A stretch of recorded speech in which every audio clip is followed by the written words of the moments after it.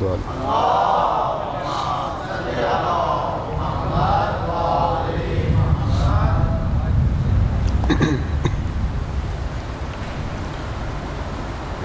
اعوذ باللہ من الشیطان الرجیم بسم اللہ الرحمن الرحیم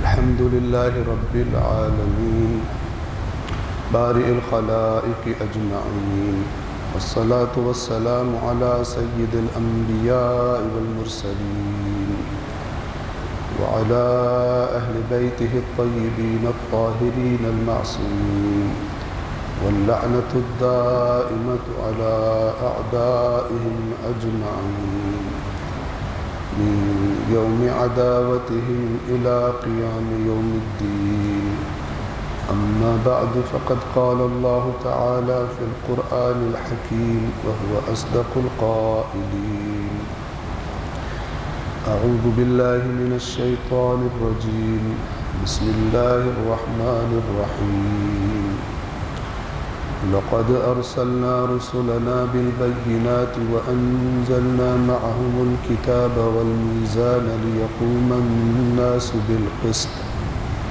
وأنزلنا الحديد فيه بأس شديد ومنافع للناس وليعلم الله من ينصره ورسله بالغيب إن الله قوي عزيز صدق اللہ العلی العظیم صلوات پڑھیں محمد علیہ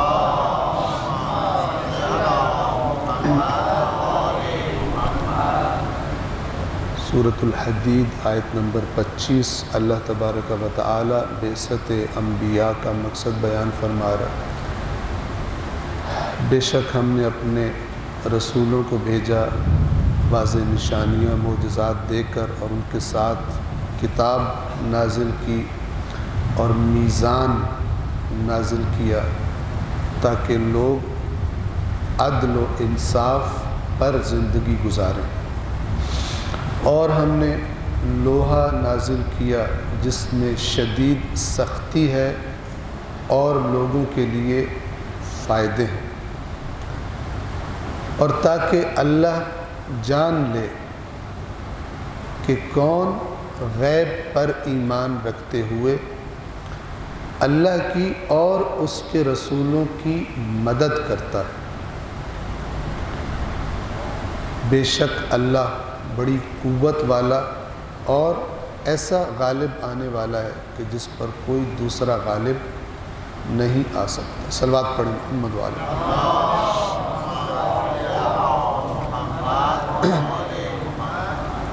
قرآن مجید کی اس آیہ مبارکہ کے ذیل میں حسین علم بردار نظام توحید آپ کی خدمت میں ہم بیان کرنے کی کوشش کر رہے ہیں تاکہ مقصد انبیاء قرآن سے سمجھ لیں، اور جب قرآن سے مقصد انبیاء سمجھ میں آ گیا تو خود بخود بڑی آسانی سے وارث انبیاء حسین کا مقصد بھی سمجھ میں آ جائے گا، اور پھر انسان بصیرت کے ساتھ معرفت کے ساتھ اندھی تقلید سے نہیں، تقلیدی اور تعصبی کسی سبب سے نہیں، بلکہ اپنے شعور اور بصیرت سے انتخاب کر سکتا ہے کہ میں نے کون سے راستے پر چلنا ہے۔ اور یاد رکھیے دنیا میں دو راستے ہیں، تیسرا کوئی راستہ نہیں۔ ایک راستہ اللہ کا ہے اور دوسرا راستہ ابلیس کا ہے۔ ایک راستہ موسیٰ کا ہے اور دوسرا راستہ فرعون کا ہے۔ ایک راستہ ابراہیم کا ہے، ایک راستہ جو ابراہیم والا راستہ نہیں ہے، پھر وہ راستہ نمرود کا راستہ ہے۔ دو ہی راستے ہیں۔ علامہ اقبال کی ایک شاہکار فارسی نظم ہے، امام حسین علیہ السلام کی شان میں لکھی گئی۔ اس میں بھی وہ یہی بات فرماتے ہیں کہ موسیٰ و فرعون و حسین و یزید ان دو قوت از حیات آمد پدید، یعنی تم جب بھی دیکھو تمہیں یہی دو قوتیں نظر آئیں گی، ایک اللہ کی اور دوسری ابلیس کی، جو آپس میں برسر پیکار ہے۔ کبھی تم ایک زمانے میں ایک طرف موسیٰ کو دیکھو گے، دوسری طرف فرعون کو دیکھو گے، اور کسی زمانے میں ایک طرف حسین دکھائی دے گا، دوسری طرف یزید دکھائی دے گا۔ پھر اس کے بعد تمہاری مرضی ہے کہ تمہیں کون سا راستہ اختیار کرنا۔ ایک اور طبقہ پیدا ہوا اسلام کی تاریخ میں، جنہوں نے کہا کہ ہم تو نیوٹرل ہیں۔ یاد رکھیے، نیوٹرل کبھی بھی نیوٹرل نہیں ہوتا، بے طرف کبھی بھی بے طرف نہیں ہوتا۔ اس کی ذمہ داری بنتی تھی حق کا ساتھ دینا، نہ دے کر مجرم ہوتا۔ حق کی طاقت کو بڑھا کر تاکہ وہ باطل پر غالب آئے، اسے یہ کام کرنا چاہیے تھا۔ اگر جتنے لوگ امام حسین سے عقیدت رکھتے تھے، جتنے لوگ امام حسین سے محبت رکھتے تھے، وہ سب امام کے ساتھ بھی چلے جاتے، تو پھر تاریخ آج ہمیں یہ نہ بتا رہی ہوتی جو بتا رہی ہے۔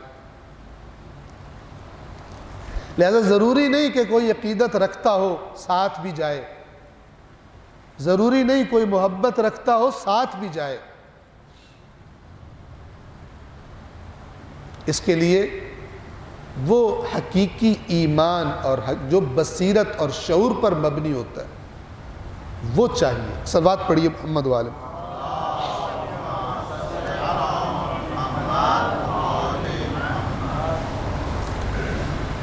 یہ جو توحید اور نظام توحید اور ایک موحد کے اندر کیا خصوصیات ہونی چاہیے۔ ایمان جب انسان کے اندر حقیقت میں داخل ہوتا ہے تو کیا اثرات اس ایمان کے ہوتے ہیں انسان کے وجود پر۔ یہ بہت ہی اہم اور ضروری موضوع ہے، اس لیے کہ روز قیامت ہم کیا دیکھیں گے، یہ ہمارے ائمہ نے اپنے فرامین میں بتایا ہوا کہ بہت سارے لوگ جنہیں دنیا میں تم مسلمان اور مومن سمجھتے تھے، جب پردے ہٹا دیے جائیں گے قیامت کے دن تو وہ لوگ مومنوں کی صف میں دکھائی نہیں دیں گے، ان کو کفار کی، اللہ کے دشمنوں کی صفوں میں کھڑا کر دیا جائے۔ کون ہوں گے وہ؟ کیسے بچا جا سکتا ہے اس صف میں کھڑے ہونے سے؟ واقعہ کربلا بار بار جیسے قرآن کی آیات ذہن میں آتی ہیں، ویسے ہی کربلا ذہن میں آتی ہے۔ قرآن بھی پہچان کرواتا ہے حقیقی مومن کی اور بناوٹی مومن کی، اور کربلا نے بھی تا قیامت پہچان کروا دی ہے حقیقی مومن کی اور بناوٹی مومن۔ حقیقی مومن وہ ہے قرآن کے بیان کے مطابق، اور کربلا میں جو قرآن کی تفسیر لکھی امام نے اور ان کے ساتھیوں نے اپنے خون سے، جس تفسیر کا کوئی مقابلہ نہیں کر سکتا تا قیامت، وہ کیا گواہی دے رہی ہیں؟ یہ قرآن اور کربلا کی تفسیر گواہی دے رہی ہے کہ حقیقی مومن وہ ہے کہ جو مشکل سے مشکل حالات میں دین کے راستے میں دین تقاضا کرے، کسی بھی چیز کو قربان کرنے سے دریغ نہ کرے۔ کربلا والوں نے عمل کر کے دکھایا، حجت تمام کر دی قیامت تک کے لوگوں کے لیے، اور بتا دیا کہ باتیں بنانے والے اور عمل کرنے والوں میں فرق ہوتا ہے۔ آپ نہج البلاغہ اٹھا کے دیکھیے، مولا کے دردناک جملے۔ کوفے والوں سے کیا فرما رہے ہیں کہ جب تم باتیں کرتے ہو بیٹھ کر محفلوں میں، دعوے کرتے ہو بڑے بڑے ایمان کے اور جہاد کے، تو گویا پہاڑ لرزنے لگتے ہیں، اتنی تم بڑی بڑی باتیں کرتے ہو۔ لیکن جب عمل کا میدان سجتا ہے، جب میدان میں جانے کا وقت آتا ہے، اس وقت تمہاری حالت وہ ہو جاتی ہے کہ دشمن کا جی چاہتا ہے تمہیں مارے۔ دشمن کا کب جی چاہتا ہے مارنے کا؟ جب اسے پتا ہو آگے سے اس نے کچھ نہیں کرنا۔ جس دشمن کو پتا ہو کہ اگر میں ایک ماروں گا تو یہ آگے سے 2 سے مجھے جواب دے گا، میں اینٹ ماروں گا تو یہ پتھر سے جواب دے گا، اس کی جرأت نہیں ہوتی حملہ کرنے کی۔ مولا سے بھی اسی مزاج کے لوگوں نے خیانت کی، رسول اللہ کے زمانے میں بھی اسی مزاج کے لوگ تھے جن کو منافق کہا گیا، جو مال غنیمت لینے کے لیے فرنٹ لائن میں کھڑے ہوتے تھے اور جب جنگ کا وقت آتا تھا بہانے بنایا کرتے تھے۔ مولا علی کو انہی نے تنگ کیا، امام حسن مجتبیٰ کے ساتھ اسی مزاج کے لوگوں نے خیانت کی، اور امام حسین علیہ السلام کی مظلومانہ شہادت کا سبب بھی اسی مزاج کے لوگ بنے۔ سب نے کلمہ پڑھا ہوا تھا، سب کے اوپر مسلمان ہونے کا فتویٰ تھا۔ رسول اللہ نے مدینہ کے منافقوں کو کافر نہیں کہا، قرآن نے کہا ہوا ہے، قرآن نے بتایا ہوا کہ جو منافق آپ کے پاس آتے ہیں اور آ کر کہتے ہیں ہم گواہی دیتے ہیں آپ اللہ کے رسول ہیں، اور اللہ جانتا ہے کہ آپ اللہ کے رسول ہیں، لیکن اللہ گواہی دے رہا ہے کہ یہ جھوٹے ہیں، یعنی یہ جو آپ کے رسول ہونے کی گواہی دے رہے ہیں زبان سے جھوٹ بول رہے ہیں۔ یاد رکھیے، فقہ جسے بولتے ہیں، توضیح المسائل میں جو مسائل لکھے ہوتے ہیں، سمجھ لیجئے، فقیہ فتویٰ کسی کے مسلمان یا کافر ہونے کا اس کی ظاہری حالت کے مطابق دیتا ہے۔ جس نے شہادتین کا اقرار کر لیا وہ دائرہ اسلام میں داخل ہو گیا، علماء کا یہ فتویٰ۔ جس نے یہ 2 گواہیاں دی دائرہ اسلام میں داخل ہو گیا۔ اس کا اور خدا کا معاملہ ہے، یہ گواہی جو زبان سے جاری ہے دل میں بھی قبول کیا ہے یا نہیں کیا، کیونکہ دلوں کے حال جو جانتا ہے وہی فیصلہ بھی کرے گا۔ دنیا میں ہمیں کیا حکم دیا گیا؟ تم نے لوگوں کے ظاہر کو دیکھنا ہے، دل میں کیا ہے اس کے مطابق، نہ تم دل کی باتیں جانتے ہو وہ اللہ جانتا ہے، نہ اس کے مطابق فتویٰ دو۔ لیکن یاد رکھیے خطرناک بات یہ ہے کہ روز قیامت اللہ ظاہر پر فتویٰ نہیں دے گا، اللہ اسے نکال کر باہر رکھ دے گا جو دلوں کے اندر تھا۔ لہذا منافقوں کو مومنوں کی صفوں سے الگ کر دیا جائے گا۔ ان المنافقین فی الدرک الاسفل من النار، بے شک منافقین آگ کے بھی سب سے پست، سب سے سخت والے درجے میں ہوں گے۔ یعنی بعض کفار سے بھی بدتر، کیونکہ انہوں نے اسلام کے اندر رہ کے جو اسلام کو نقصان پہنچایا، اتنا وہ باہر والے دشمن، ظاہری دشمن نہیں پہنچا سکتے۔ رسول اللہ کو انہوں نے اذیت دی، مولا علی کو انہوں نے اذیت دی، منافقین نے، اور قرآن نے منافقین کی نشانیاں بتائی۔ قرآن کا مزاج اے کاش اس سے ہم آشنا ہو جائیں۔ سب سے پہلے خود کو دیکھیں اور پھر اس کے بعد دوسروں کی طرف جائیں۔ قرآن سب سے پہلے میرے لیے، خود میرے لیے آئینہ ہے۔ کتنا بے وقوف ہے وہ انسان جو خود ڈوب رہا ہو اور دوسروں کو نصیحتیں کر رہا ہو کہ پانی کے نزدیک نہیں آنا، اس طرح ڈوب جاؤ، خود ڈوب رہا، غرق ہو رہا ہو۔ مولا علی علیہ السلام فرماتے ہیں اللہ کی رحمت ہے اس شخص پر جس کو اپنے عیبوں نے دوسروں کے عیبوں سے غافل کر دیا، اپنی فکر میں لگا ہوا ہے کہ میں اپنے آپ کو چیک کروں میں کہاں کھڑا ہوں۔ اسی طرح فرامین اہل بیت میں ملتا ہے، ہمارے شیعوں میں سے نہیں ہے وہ جو شب و روز میں ایک دفعہ اپنا محاسبہ نہیں کرتا، اپنا احتساب نہیں کرتا کہ 24 گھنٹے میں نے کیسے گزارے۔ یہ ائمہ کے فرامین، یہ قرآن کی آیات۔ میں نے پہلے بھی عرض کیا تھا، آج جو آیات چند آپ کو سنانی ہے وہ اللہ بتا رہا ہے نشانیاں، کیفیت جو مومن کو حاصل ہوتی ہے۔ ہم سنیں اور پھر دیکھیں کہ ایسا ہے ہمارے ساتھ، ہوتا ہے، ہم ہیں ایسے، چلو زیادہ نہیں کم ہی صحیح، اور اگر سمجھے کہ نہیں ایسے تو پھر کم از کم ادھر رخ تو کر لیں، چونکہ یاد رکھیے جو مومن قرآن نے بتایا ہے وہی اہل بیت کا شیعہ ہو سکتا ہے۔ ایسا نہیں ہے کہ ان دونوں میں کوئی فرق ہو۔ شیعہ یعنی علی کے پیچھے چلنے والا، علی کے ساتھ چلنے والا۔ تو جو علی کے ساتھ چلنے والا تو علی تو قرآن سے جدا ہی نہیں۔ اللہ کے نبی نے کیا فرمایا؟ علی قرآن سے اور قرآن علی سے کبھی جدا نہیں ہو سکتا۔ اب ڈیفینیشن کیجئے شیعہ علی کی۔ شیعہ یعنی علی کے ساتھ، یعنی علی کے پیچھے پیچھے، علی کے پیچھے پیچھے چلنے والا یعنی قرآن کے پیچھے پیچھے چلنے والا۔ تو ہم قرآن مجید میں سے دیکھیں اللہ تعالیٰ کیا صفات بتا رہا ہے مومنوں کی۔ ایک صلوات پڑھیے محمد و آل محمد۔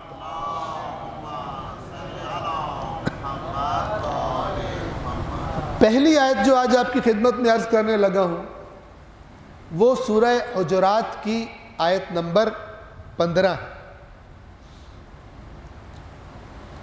اس کا پس منظر یہ ہے کہ کچھ بدو آئے، اپنے مفادات کے لیے ظاہری طور پر رسول اللہ سے کہا کہ ہم جی ایمان لے آئیں۔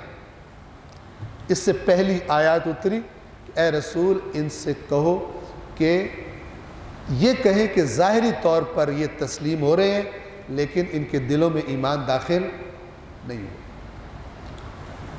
اس کے بعد آیت نمبر 15 میں اللہ تعالیٰ ان کو بھی بتا رہا ہے اور قیامت تک ہر ایک کو بتا رہا ہے کہ مومن کون ہوتا ہے۔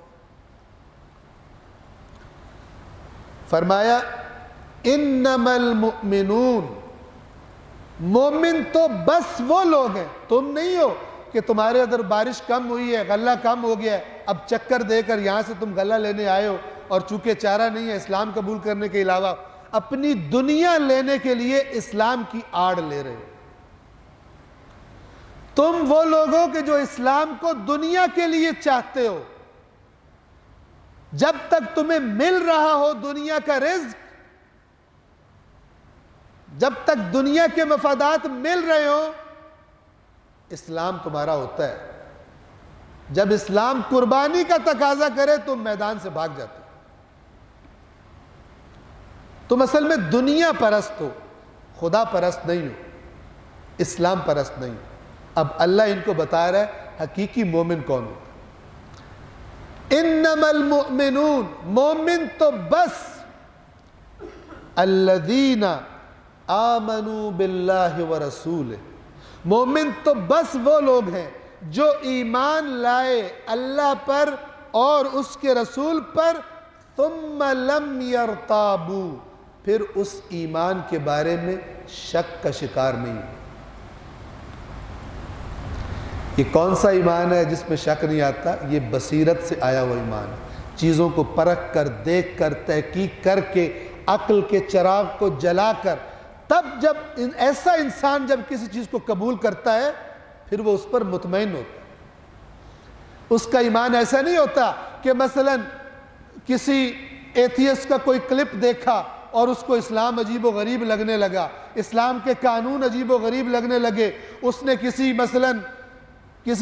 مسلمان کی شکل میں کوئی اندر سے چھپا ہوا ایتھیسٹ اس کی بات سنی اس کی دوست کی شکل میں تھا، اس کے ٹیچر کی شکل میں تھا، اس نے کوئی ایسی بات کی، اس کے ایمان کی عمارت لرزنا شروع ہو گئی، کیونکہ اس نے پہلے سے ہی عقل اور شعور اور بصیرت سے وہ ایمان نہیں کمایا تھا، وہ مضبوط جڑوں والا درخت نہیں تھا، کمزور تھا، خشک تھا۔ ثم لم يرتابوا، پھر انہیں شک نہ پڑا اپنے ایمان میں، اتنا پکا ایمان تھا۔ اور پھر یہاں پہ بات ختم نہیں کی، توجہ فرمائیے، پکا ایمان دلوں میں لے کے بیٹھ گئے گھروں میں کافی ہو گیا؟ نہیں،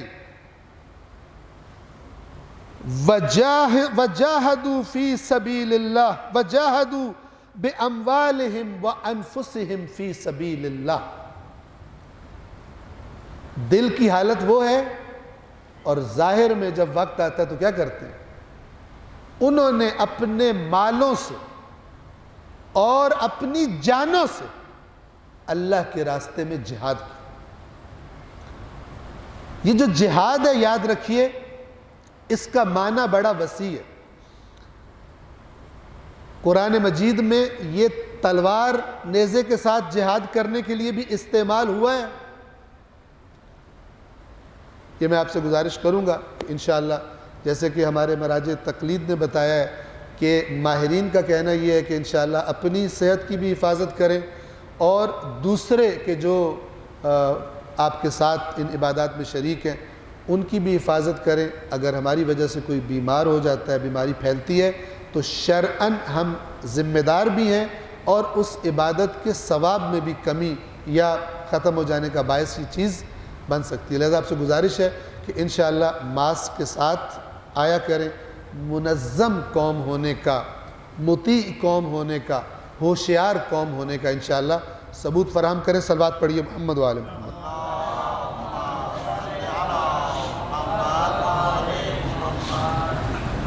اب یہ آیت آپ سنتے جائیے، توجہ میری طرف، آیت کو سنتے جائیے اور ذہن میں کربلا کو رکھیے۔ آپ دیکھیں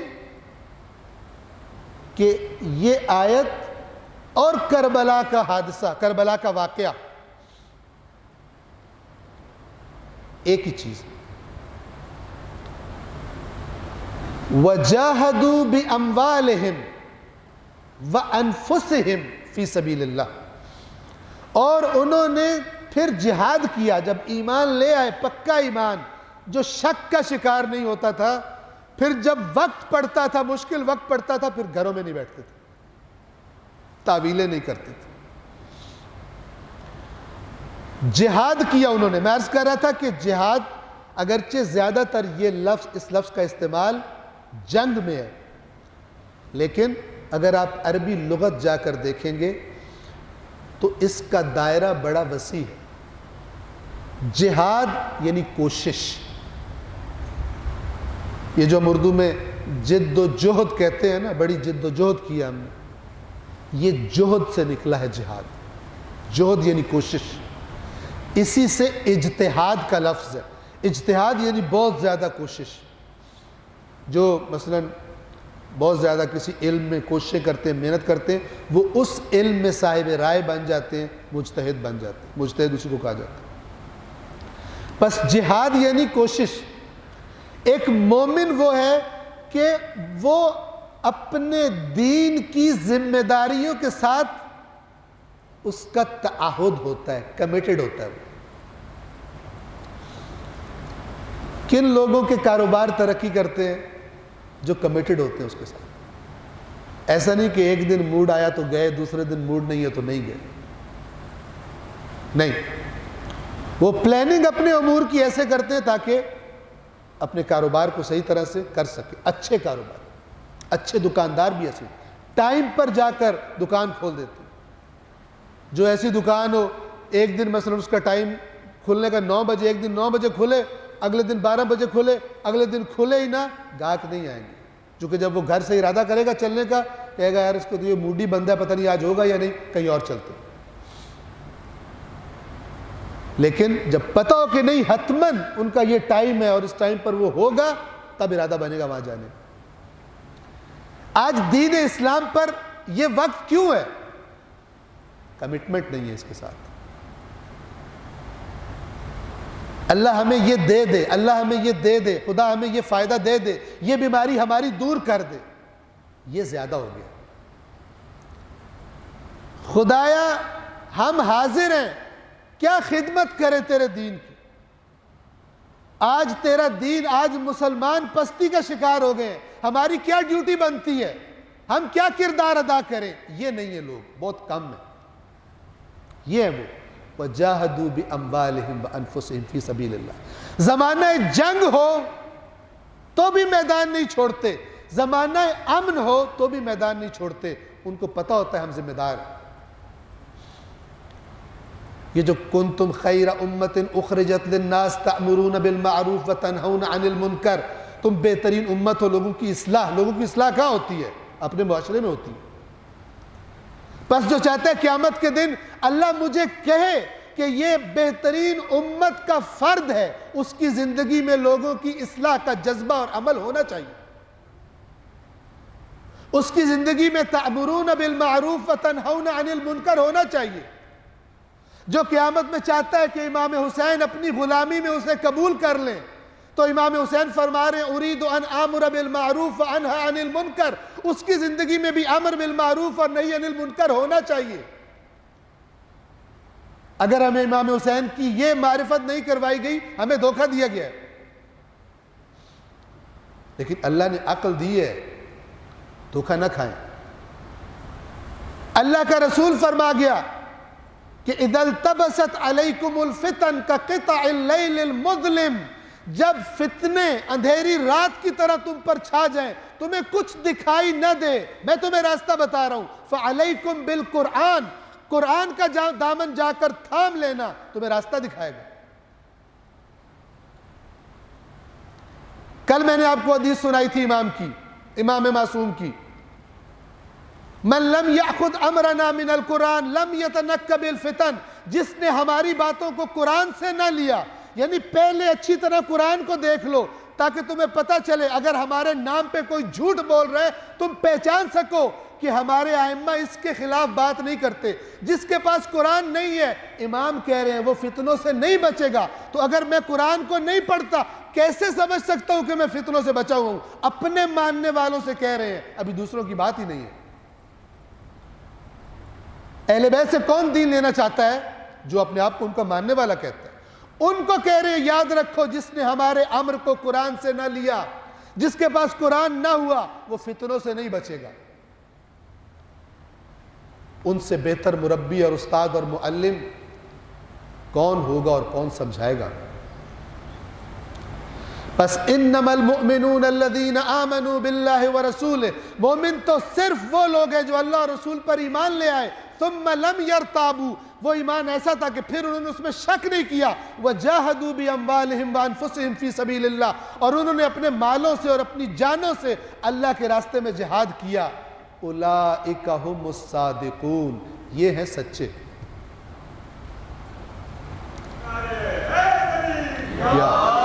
یہ اللہ فتویٰ دے رہا ہے، یہ ہے سچے مومن، ان کو اللہ مومن کہتا ہے، یہ کمیٹڈ ہے دین کے ساتھ۔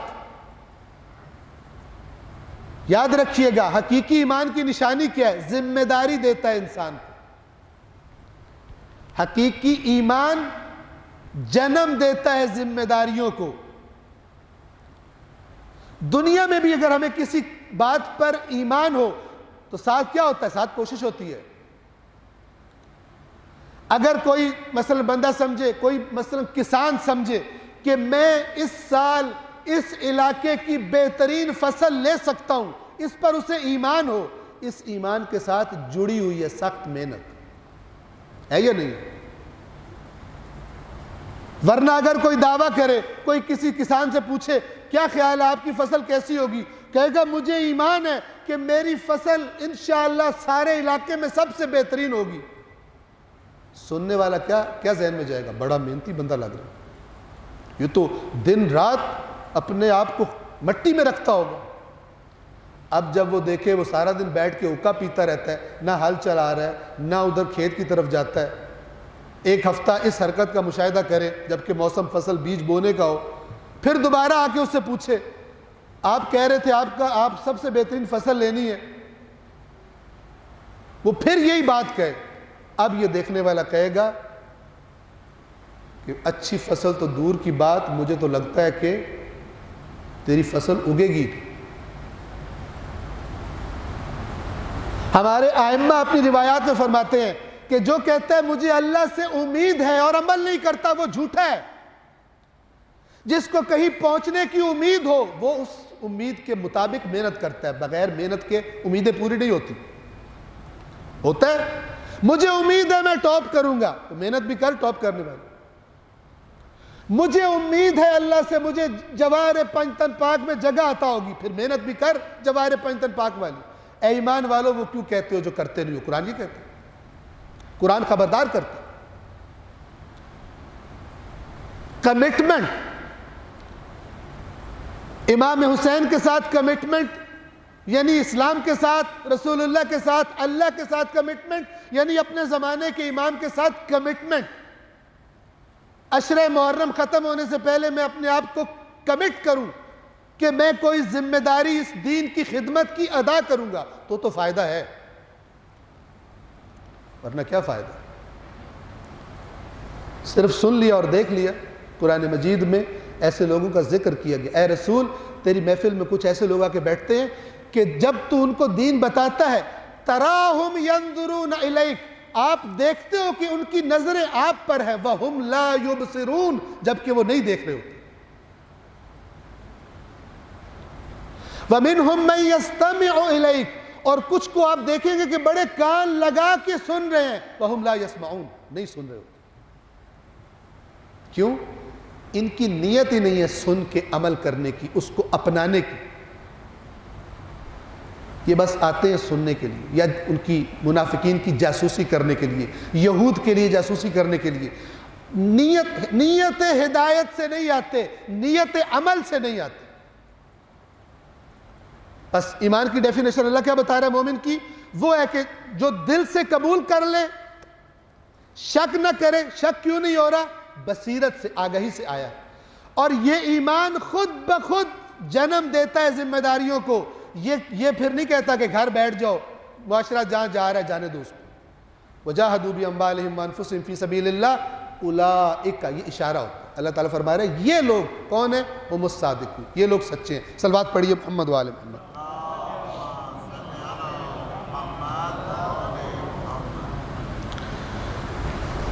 دوسری آیات جو آپ کی خدمت میں عرض کرنی ہے سورۃ الانفال کی آیات، اس میں بھی مومنوں کی نشانیاں بتائی گئی۔ آج میں انہیں تمام نہیں کر سکوں گا، صرف اشارہ کرتا ہوں اور پھر اس کے بعد امام حسین علیہ السلام کا ایک فرمان آپ کی خدمت میں تلاوت کروں گا۔ سورۃ الانفال، انفال کا معنی عرض کر دوں، حکومت اسلامی کے پاس جو عمومی یہ جو جنگلات، نہریں، مثال کے طور پر جس پر کوئی کسی فرد کی ملکیت نہیں ہے، جنگوں میں ملنے والے مال غنیمت، اسی طرح جنگلات، بیابان، زمینیں، انہیں کہتے ہیں انفال۔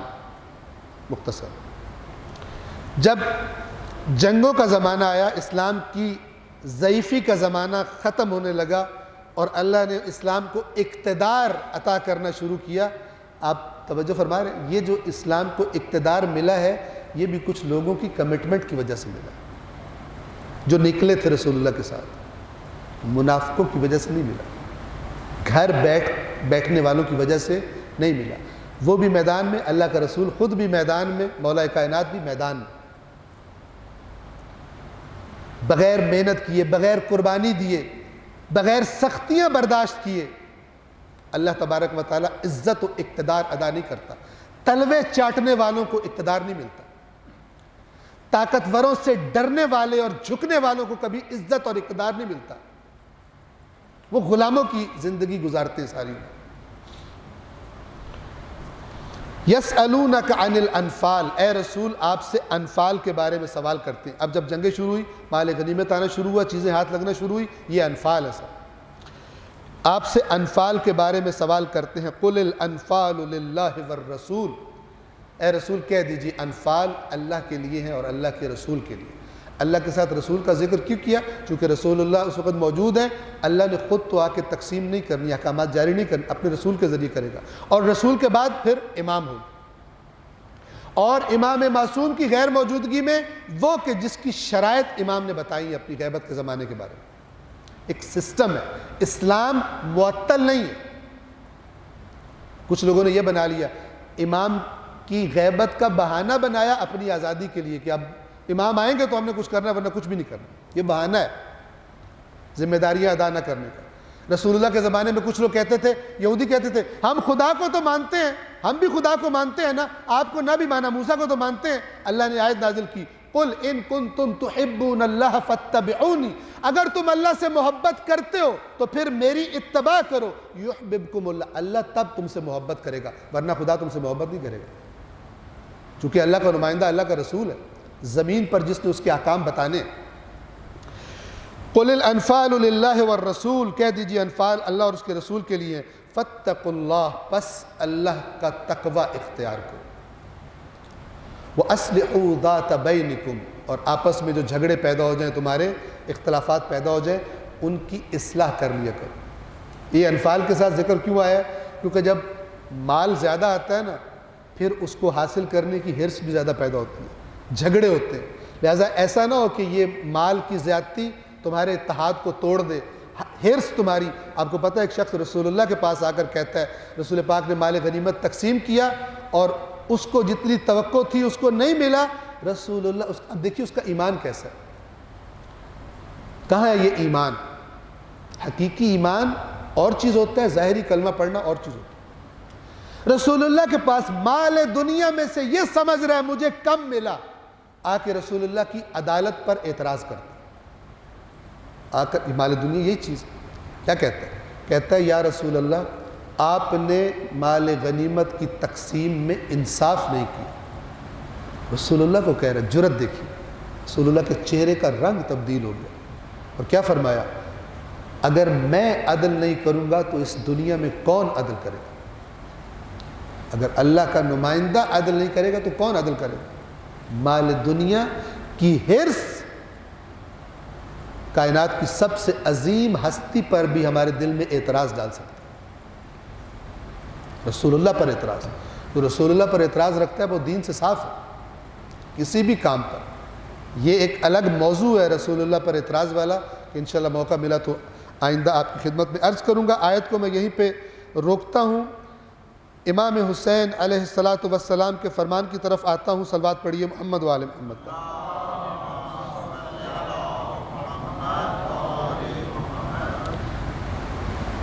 ایک خط لکھا امام حسین علیہ السلام نے بصرہ کے لوگوں کو، کوفہ والوں نے تو خط بھیجے تھے اور امام نے جواب دیے تھے، لیکن جب امام اپنے قیام کے لیے نکلنے لگے تو امام نے بصرہ کے لوگوں کو بھی ایک خط لکھا۔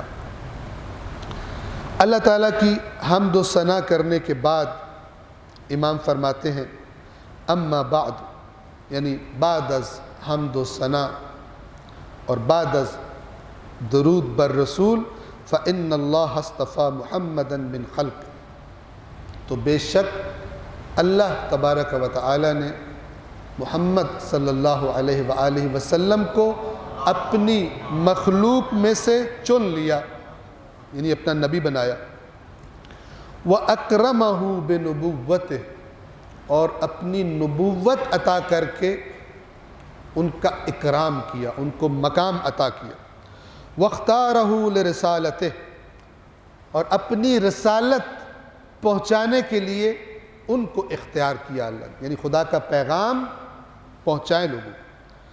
ثُمَّ قَبَضَهُ إِلَيْهِ، پھر اس کے بعد اللہ نے انہیں اپنے پاس واپس بلا لیا۔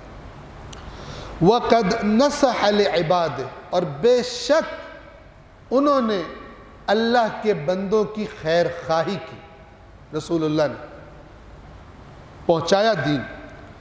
وَبَلَّغَ مَا أُرْسِلَ بِهِ، اور جو پیغام دے کر ان کو بھیجا گیا تھا انہوں نے اس کی تبلیغ کر دی. بلغا یعنی پہنچا دیا، تبلیغ کر دی.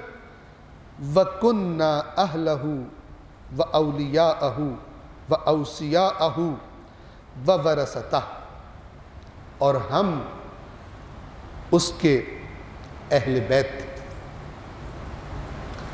یعنی تم نے جو ہمارے ساتھ سلوک کیا ہے، وہ نبی جس کا کلمہ پڑھتے ہو، جس نے تمہیں فرش سے عرش پر بٹھا دیا ہے، جس نے تمہاری پستی سے تمہیں نکال کر تمہیں ایک باعزت قوم بنا دیا ہے، با اقتدار قوم بنا دیا ہے، ہم اس کے اہل بیت تھے.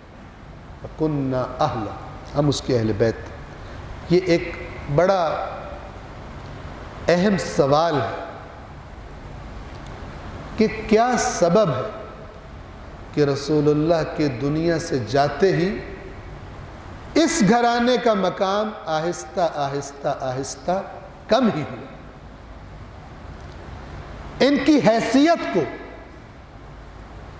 ان کے مقام کو بالآخر کیا ہوا کہ یہ کم ہو گئے، غیر اہم ہو گئے، حالانکہ یہ اللہ کے رسول کی وصیت تھے. قرآن کے بارے میں وصیت کی اور اپنے اہل بیت کے بارے میں وصیت کی. کیا کیا امت نے کہ ان کا مقام اتنا نیچے لائے، اتنا نیچے لائے کہ ایک وقت ایسا آیا رسول اللہ کی وفات کے چند سالوں میں کہ نواسہ رسول کو جانتے دیکھتے ہوئے ذبح کر دی،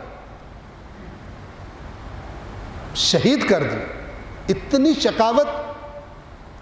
میں عرض کر رہا ہوں نا، ظاہر میں کلمہ پڑھے ہوئے تھے، ظاہر میں نمازیں بھی پڑھ رہے تھے، لیکن اللہ قبول کرے گا اس کو، اللہ اندر سے دیکھتا ہے. سوال کرے گا. امام حسین علیہ السلام اللہ کی بارگاہ میں پیش ہوئے. مادر حسین اپنے بچوں کا شکوہ کرے گی اللہ کی بارگاہ کہ میرے ایک بچے کو انہوں نے زہر دے دیا، میرے ایک بچے کو انہوں نے کربلا میں شہید کر دیا. اور اللہ وہ شکوہ سنے گا. قیامت کے دن بڑا احترام ہے جناب سیدہ کا. کسی اور کے بارے میں یہ حدیث نہیں ملتی سوائے جناب سیدہ کے کہ جب اہل محشر میدان میں حاضر کر لیے جائیں گے، اللہ کی طرف سے ایک اعلان کیا جائے گا. اعلان کرنے والا اعلان کرے گا، اے اہل محشر اپنی نظریں جھکا لو، محمد مصطفیٰ کی بیٹی میدان سے گزرے. یہ مقام. ان کی اولاد کو ذبح کیا گیا. کیا ہو گیا امت کو؟ یہ مسئلہ ہی نہیں ہے بعض لوگوں کے لیے.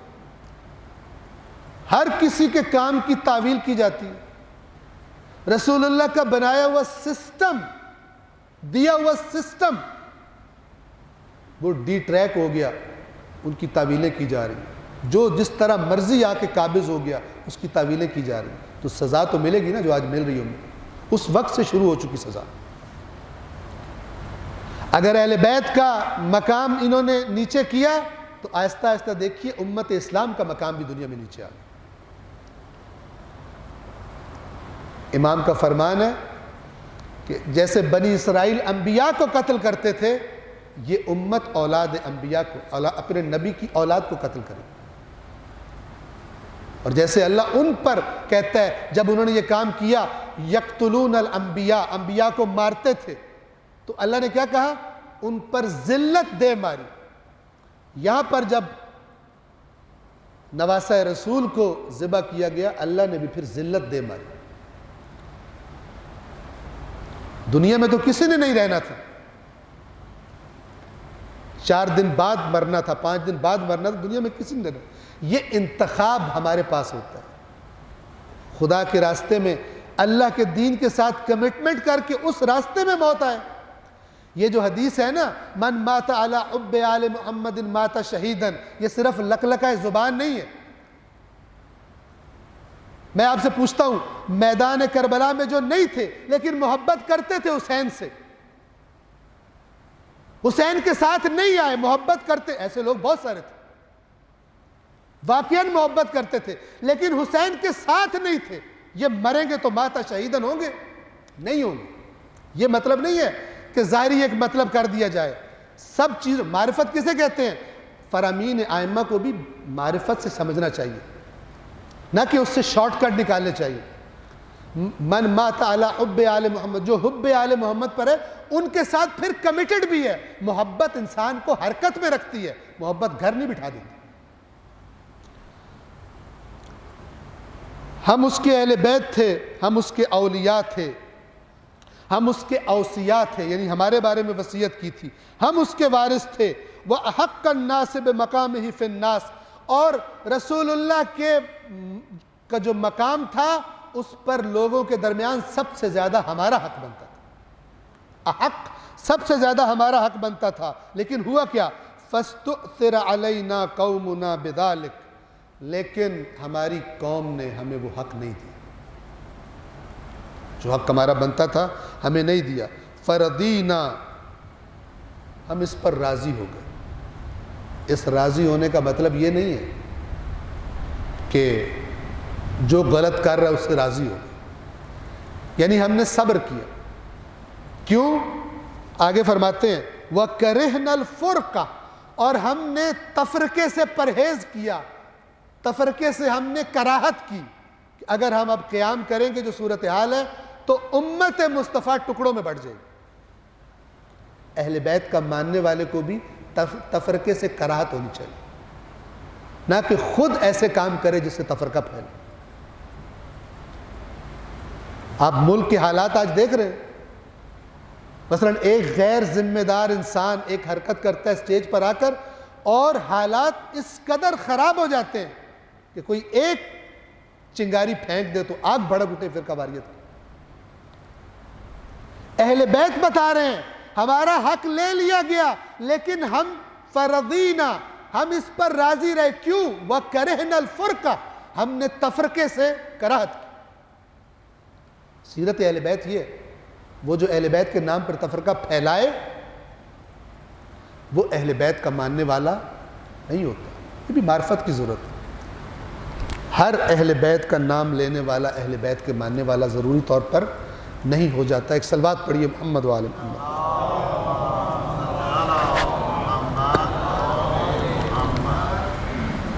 عرض کیا میں نے کہ جو لوگ حقیقی ایمان والے تھے اور جن میں وہ صفات تھی جو قرآن بیان کرتا ہے کہ مومن تو بس وہ ہیں جو ایسا ایمان لائے اللہ اور رسول پر کہ پھر اس میں شک نہیں کیا، اور جو ذمہ داری اس ایمان نے انہیں عطا کی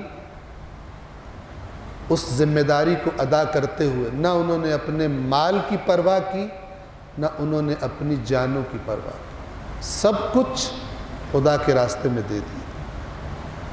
اس آیت کو دیکھیے، میدان کربلا کو دیکھیے، جو کچھ خدا نے دیا ہے کربلا والوں کو دیکھیے کیسے خدا کی راہ میں دے رہے ہیں۔ اور سب سے بڑھ کر میدان کربلا میں جس نے اللہ کے راستے میں سب سے بڑھ کر دیا ہے وہ خود حسین ہے۔ جیسے قرآن میں آیا نا کہ اے رسول ان سے کہہ دو مجھے حکم دیا گیا ہے کہ سب سے پہلے سر جھکانے والا میں ہوں، یعنی سب سے آگے میں ہوں، مجھ سے کوئی سبقت نہ لے جائے۔ اسی رسول کا نواسا ہے۔ کربلا میں سبھی نے قربانیاں دی ہیں لیکن سب سے زیادہ قربانی خود حسین نے دی۔ آپ سب جانتے ہیں رسول اللہ کی محبت امام حسین سے، اور پھر امام حسین کی محبت اپنے نانا کے ساتھ، اور خدا سب سے بڑھ کر جانتا تھا۔ گویا کہ خداوند عالم نے جب یہ دیکھا کہ حسین کو اپنے نانا سے اتنی محبت ہے تو نانا کے دنیا سے چلے جانے کے بعد بھی اللہ نے حسین کو ایک ایسا بیٹا عطا کیا کہ جس کو دیکھ کر ایسا لگتا تھا کہ جیسے رسول اللہ کی زیارت ہو۔ حضرت علی اکبر۔ مصائب کے چند جملے آپ کی خدمت میں عرض کرنا چاہتا ہوں کہ امام حسین کو علی اکبر سے شدید محبت تھی۔ قرآن کہتا ہے نا، تم اس وقت تک نیکی کے کمال پر نہیں پہنچ سکتے جب تک وہ چیز خرچ نہ کرو جس سے تمہیں محبت ہے۔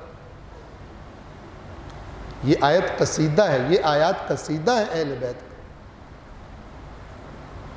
حسین کی محبت دیکھیے علی اکبر کے ساتھ، اور پھر علی اکبر کا خدا کے راستے میں دے دینا دیکھیے۔ مدینہ میں دو شخصیات جب گھر سے باہر نکلتے تھے، بازار میں کبھی آتے تھے، اتنے خوبصورت تھے کہ دکانداروں کو سودا دینا اور خریداروں کو سودا لینا بھول جاتا تھا انہیں دیکھ کر۔ ایک کا نام علی اکبر تھا، ایک کا نام ابو الفضل العباس تھا، اور لوگ پھر ایک دوسرے سے باتیں کیا کرتے تھے کہ ان دونوں میں سے زیادہ حسین کون سا شہزادہ ہے۔ میں مختصر کروں، عاشور کی صبح طلوع ہو گئی۔ امام حسین کے اصحاب نے وعدہ کیا تھا کہ جب تک ہم میں سے کوئی ایک بھی زندہ ہے کسی ہاشمی شہزادے پر آنچ بھی نہیں آنے دیں گے، لیکن وہ سارے با وفا اپنا وعدہ پورا کر کے جام شہادت نوش کر چکے۔ عزاداروں، سب سے پہلے جس نے اجازت مانگی اس کا نام علی اکبر ہے۔ امام حسین نے بھی اجازت دینے میں کوئی تردد نہیں کیا۔ مقاتل میں لکھا ہے علی اکبر اپنے بابا کی طرف بڑھے اور بابا سے جہاد کی اجازت طلب کی۔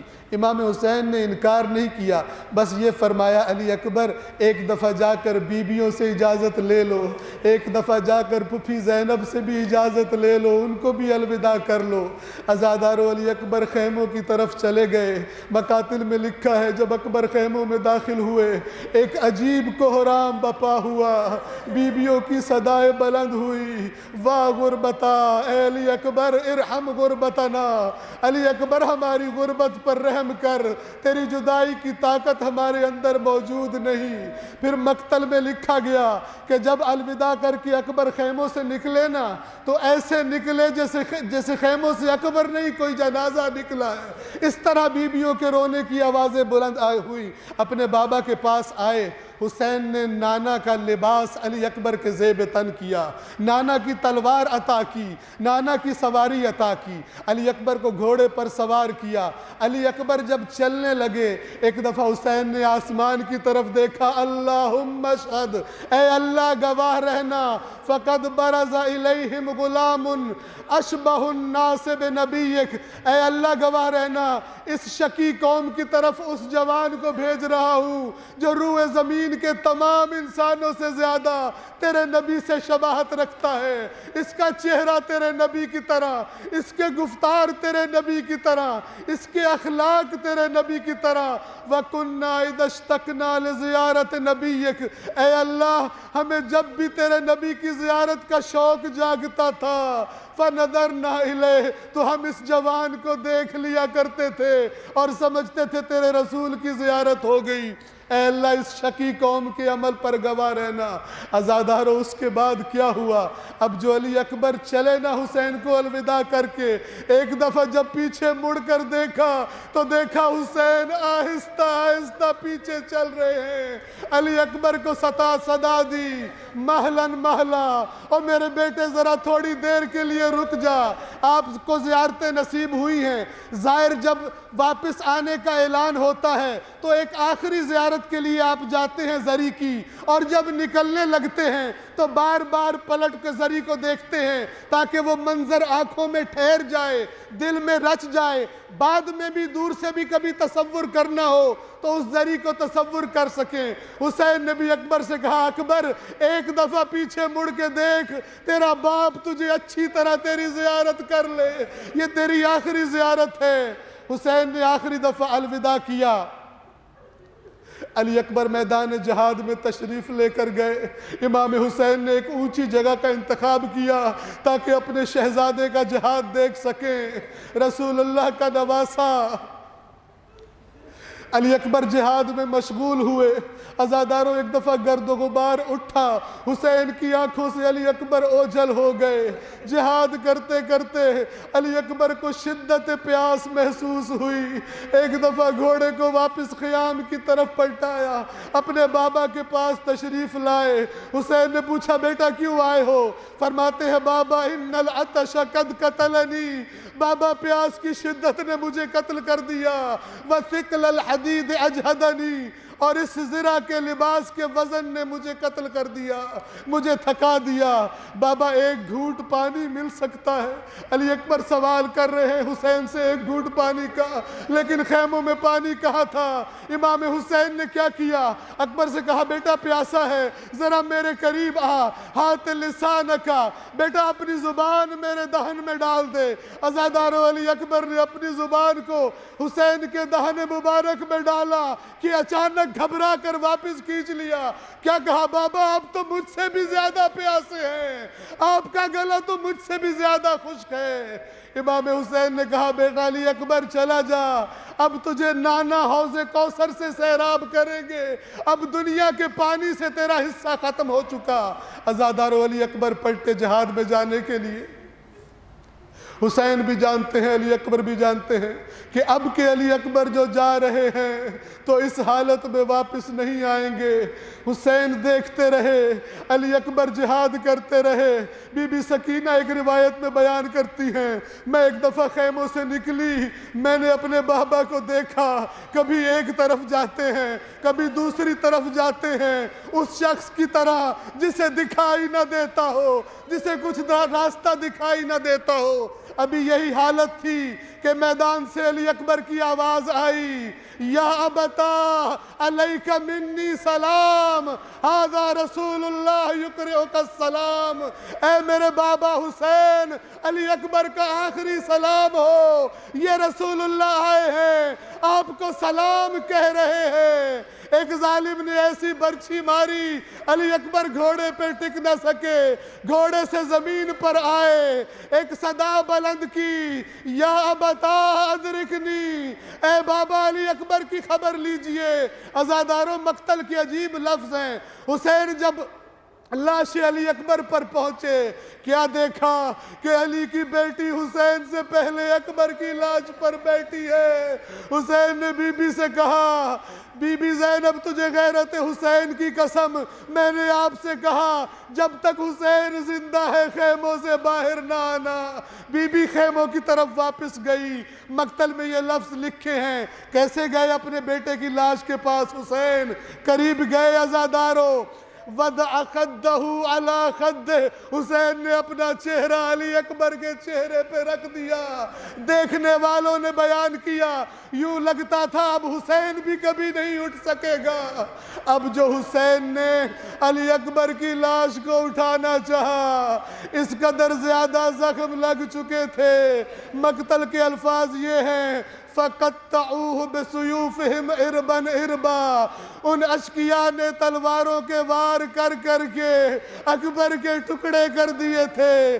عزاداروں حسین کی حالت ایسی ہو گئی تھی کہ اگر پاؤں کی طرف سے اٹھانا چاہتے تھے تو سر کربلا کی زمین پر رہنے لگتا تھا، اگر سر کی طرف سے اٹھاتے تھے تو پاؤں نہیں اٹھ پاتے تھے۔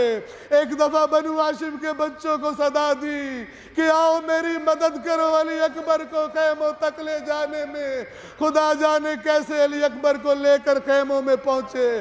بس ایک آخری جملہ سن لو، دربار شام میں وہ شکی شراب کے نشے میں دھت بیٹھا تھا، جب نیزوں پر سر اس کے سامنے لائے گئے، اس خبیث نے سروں کو دیکھنا شروع کیا، اس کی نگاہ ایک سر پر رک گئی، کہتا ہے یہ کون ہے؟ کسی شکی نے جواب دیا یہ حسین کا علی اکبر ہے۔ کہتا ہے میں نے ایسا حسن نہیں دیکھا۔ اشقیاء سے خطاب کر کے کہتا ہے جب تم نے اس کو مار دیا تھا تو پھر حسین کو مارنے کی کیا ضرورت تھی؟ ارے جس کا اس جیسا بیٹا مارا جائے وہ تو خود بخود مر جاتا ہے۔ الا لعنت اللہ علی القوم الظالمین وسیعلم الذین ظلموا ای منقلب ینقلبون۔